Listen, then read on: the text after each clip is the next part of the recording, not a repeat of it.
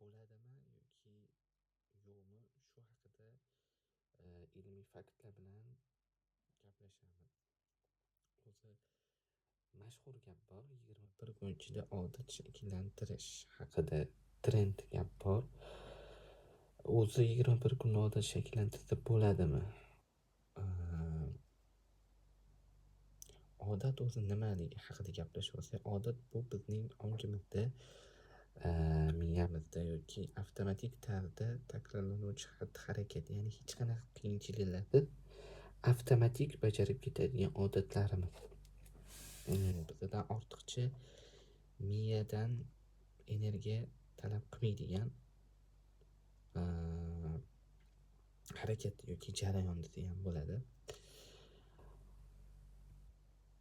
Ko'pchilik odatlarni shakllantirish ongli mehnat va vaqt talab qiladi. Ya'ni bir xil odatlarga haqiqatdan ham 21 kun ichida shakllanadigan odatlar ham bor. Bir xil odatlar 100 kun, bir xil odatlar 1000 kunda ham bir yilda ham shakllanishi mumkin. Bu odatda qiyin va osonligiga ham bog'liq. 21 kun ichida odat shakllanadi degan fikr juda mashhur, lekin har doim to'g'ri emas. 21 kunlik raqam ko'pincha noto'g'ri talqin qilingan tadqiqotdan kelib chiqqan.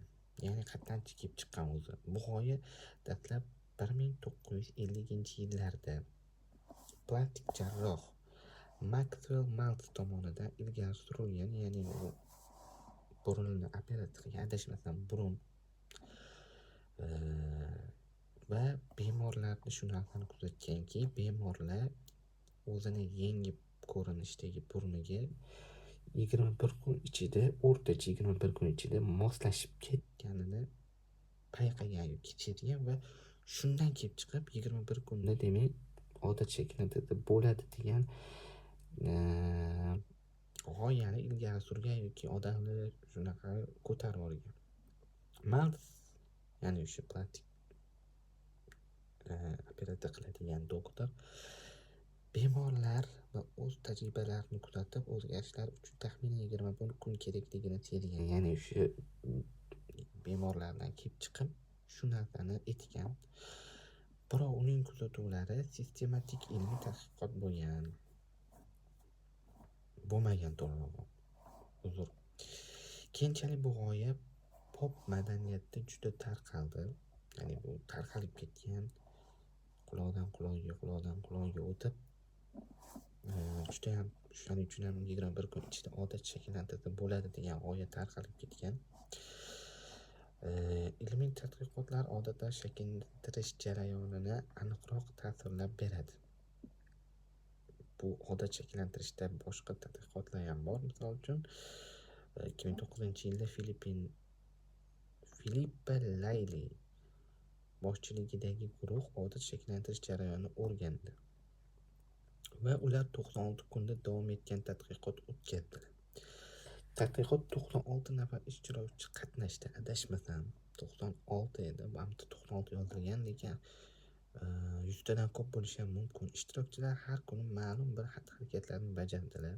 Ya'ni ular bir xil odatni bajarishgan 96 kunda bajarishgan. Masalan, meva iste'mol qilish yoki sport bilan shug'ullanish. Har kuni ertalab sport bilan shug'ullanish odatini 96 kun muntazam bajarishgan. Har kuni boshida qiyin bo'lgan. Maqsad odat shakllantirish vaqtini aniqlash. Ya'ni qachon bu narsa ularga odat bo'lib qolishini aniqlash bo'lgan. Tadqiqot natijalari shuni ko'rsatdiki, odatning o'rnatilishi har bir odamda turlicha. O'rtacha odat shakllanishi 66 kunni tashkil qilgan. Ba'zilari 18 kunda ham tez yuz bergan. Boshqalarida esa 254 kungacha cho'zilgan. Hattoki shu darajada cho'zilishi ham mumkin. Bu baribir insonning o'ziga, irodasiga, sabriga ham bog'liq narsalar. genetika ham bu yerda rol o'ynaydimi yo'q bilmayman. Demak, odat shakllantirish qat'iy 21 kun bilan chegaralanmaydi.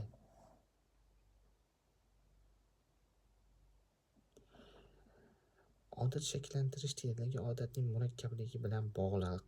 Buni aytdim boshida. Oson, juda ham bir yengil odatlar bo'lishi mumkin. Bu har kuni kiyimni taxlab qo'yish, 21 kunda balkim shakllanadigan odat bo'lishi mumkin. Misol uchun, kitob o'qish odatini shakllantirish uchun 21 kun bu juda kam. Shaxsan 270 kundan beri o'zim kitob o'qiyapman har kuni. Strayk urilyapti. Bir kun ham qoldirmadim. Kamida 10 bet o'qiyman. Birinchi kundan 10 betdan boshlaganman. 270-kunga kelib o'zim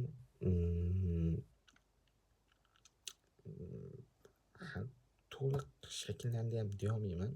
Chunki bu oson odat emas.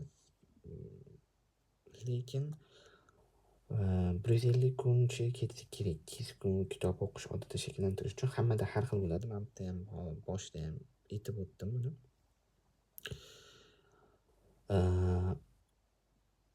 Oddiy xatti-harakatlar tezroq odatga aylanadi. Misol uchun, har kuni kechqurun tish yuvish bu bizga o'sha qiyinchilik tug'dirmasligi mumkin. Agar siz yoshlikdan har kuni tish yuvib kelgan bo'lsangiz, misol uchun, murakkab yoki qiyin xatti-harakatlar tezroq odatga tushadi. Bundan tashqari, shaxsning motivatsiyasi ham muhim. Deyilgan bu yerda kuchli motivatsiya odatni mustahkamlashga yordam beradi. Shaxsning ijtimoiy muhiti ham ta'sir qiladi, muhitdan ta'sir qiladi, to'g'ri. Tezroq odat shakllantirmoqchi bo'lsangiz, birga, misol uchun sport bilan shug'ullanmoqchi bo'lsangiz, do'stingiz bilan, sherigingiz bilan sport zalga chiqsangiz, bir-biringlarni tortib, bir-biringlarga motivatsiya berib, buni odatini tezroq shakllantirib olishinglar mumkin, bitta o'zinglar qilgandan ko'ra.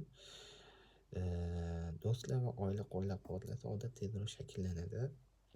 Aksincha, salbiy atrof muhit odatni buzadi. Qoldirishingiz mumkin. Miya neyroplastik tufayli odatlarni o'rganadi. Neyroplastiklik tufayli. Neyroplastiklik miya tuzilishini o'zgartirish qobiliyatidir. Moslashuvchanlik deyishadi. Shuning uchun do'stlar, 21 kun ichida odat shakllantirish bu afsona, bu umuman to'g'ri ma'lumot emas. Qayerdan kelib chiqqanini aytdim. Odat 60 kundan 360 yo 166 kungacha o'rtacha shakllanadi va bu ham odatda qiyin va osonligiga ham bog'liq.